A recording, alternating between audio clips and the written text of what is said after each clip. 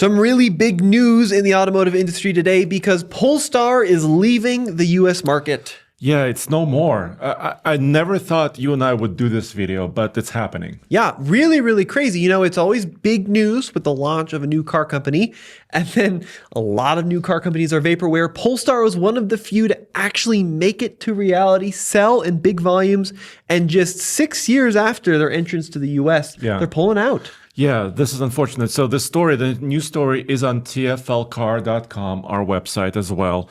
And it really has to do with regulation, but also Polestar wasn't selling maybe in high enough volumes for them to really stand up to regulations, right? Exactly right. Yeah. So it's going to be a big discussion in today's video about what exactly happened and, you know, why this is such a big landmark deal for the automotive industry in general. But it has to do with the connected vehicle rule. Yeah, what is that? Well, this is according to Yahoo Finance. The connected vehicle rule targets data security concerns by restricting the use of certain foreign technologies in two areas. The software ban restricts the use of software developed or maintained by Chinese or Russian companies for the 2027 model year. And then a hardware restriction prohibits the import and sale of vehicle connected hardware from these countries starting in 2030. Now, if you go over to TFLcar.com, we actually have a really interesting article because recently we learned that Volvo was going to continue selling cars in the US. They got the okay from the US government to continue importing these cars, but looks like Polestar will not be doing so. So Volvo and Polestar basically are owned by the same company, right? Yep. Geely Holding, and it is a Chinese-owned company. So that's why this issue is really coming up here. And Volvo got basically an exception or they're still selling cars. And I'm thankful to that because Volvo has a lot of brand recognition, right? Right. They've been in the market, I don't know how many decades. Yeah. I mean, but 6 decades, many. 7 decades, Oh, yeah. 8 decades. In the US, I think since like the 50s. Yes. And this was on TFLcar.com. This is the quote. Under the rule, Volvo Car USA was required to follow a process with the U.S. Department of Commerce to obtain a specific authorization for the continued import and sale of connected cars in the U.S.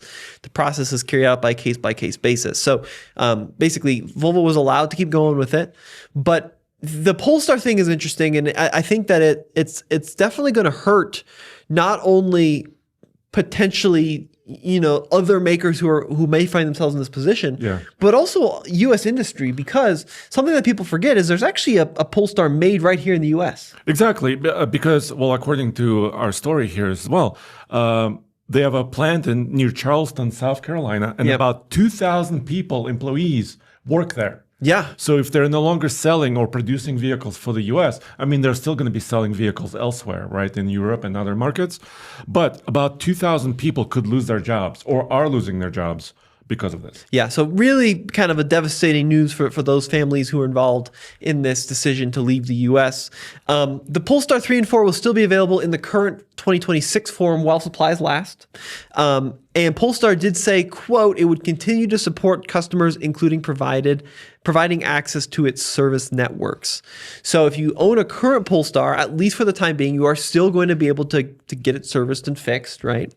But I am curious what's going to happen to the Polestar stores in the US, because I think there's 32 of them. Is that correct? Yeah. According to our story, 32 stores. So not very many. Yeah, right. And look, I mean, they are for sure going to have to keep supporting service, I would imagine. Yeah. Well, there's also regulation around that. Right. Yes. You know, continuing that warranty. But long term, I'm really curious to see what that means for those stores. Like, what are they going to do to keep selling cars? So what's your take on this, Andre? What do you think of Polestar, and what do you think of them leaving? So I recently drove one, right? Just a couple of months ago, we did a very cool test because self-driving technologies are getting more and more popular, right? Semi-autonomous technologies. We had a Polestar 4 on our Mammoth Challenge, which is our kind of a self-driving loop where we kind of let the vehicle do as much driving as it can do, right? We're comparing it to like Tesla full self-driving with supervised mode. And I really like the Polestar car. I mean, I like the design. It's kind of minimalist, but I think more welcoming than a Tesla, right? Drives really great. It did maybe not the highest score on our test, but I think it's a really attractive car. just in general. Yeah, they did a really. It's an interesting thing. Like the reasons for leaving a market, right? In a lot of cases are, lack of sales, uncompetitive product. But this is a case of kind of governmental pressure to force leaving a market, because the cars themselves. The 2 was a pretty groundbreaking car when it launched, with this interesting sedan / hatch / high ride height design. Yeah. The 3, I think, has proven itself to be a very versatile family car, and I just drove the 4, and it was an unbelievably fun performance machine. Yes. So I think that actually the products were really good. I think that the marketing was a little bit confused. I think that folks didn't really know how to differentiate Polestar from Volvo. Because Polestar used to be like a performance division of Volvo. Exactly right. Yes. Yeah. So I think that was never really made clear in the market where Polestar belonged. But the cars themselves were very competitive and very well-made products. And we got a lot of viewers out there who've owned Polestar 2s for many hundreds of thousands of miles at this point, relatively problem-free. So they were really well-made cars. So it is interesting that the reason they're pulling out is due to these pressures and not based on an uncompetitive product, because the products are really good, actually. Yeah, but the other thing I remember exactly when driving that Polestar 4 was that there was other pressures like tariffs, right, which made depending on where the parts are coming from, et cetera, that made some of those cars more expensive than some of the competitors. Right. So that was also, the car itself was really, really good.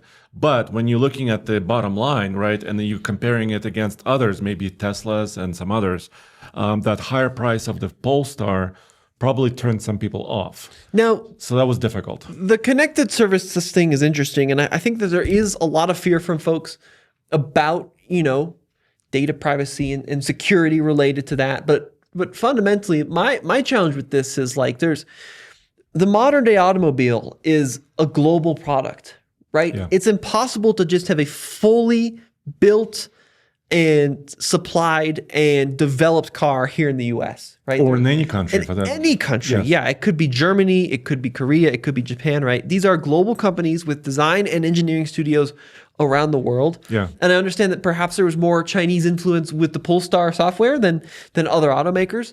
But at the same time, I feel like it's a little bit of a shame and to exclude some of the really it's competition. Yeah. Right. They're pushing away competition.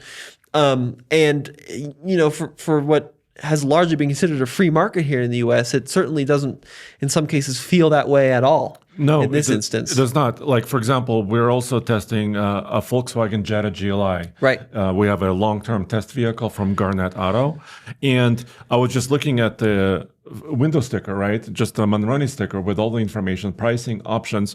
But it also says where it's made and where some of the parts come from. Mm-hmm. It's like... it's built in Mexico. It has some parts from the United States. It has other parts from Germany. Right. So it's really a conglomerate of a lot of different people coming together, different countries coming together to build any vehicle, actually. 100%. Yeah, 100%. So I'd be really curious to see what a lot of our viewers think about the situation. Yeah. It's definitely was kind of unexpected. I realized that Volvo was able to kind of utilize that waiver and continue selling cars. And I just assumed that, Polestar would be in that same group, which was a wrong assumption. So the cars will be missed. I hope that, the jobs that went into building those cars will be able to transition to other products within the Volvo family so we don't see big job losses. But we'd love to hear your guys' feedback. Yeah, and also if you own a Polestar, let us know what your experience is. And also hopefully you'll be taken care of, like we're saying. So those stores will remain open, right, to be able to service those issues. Yeah, and Polestar said officially, I just have the quote right here, existing Polestar owners and lease customers will continue to receive the same level of support and access to service as they do today. Existing warranties remain in effect and will continue to be honored in accordance with their terms and conditions. There you go. That's really good news. Yeah. Yeah. All right, guys. We'll see you in the next one. Thank you.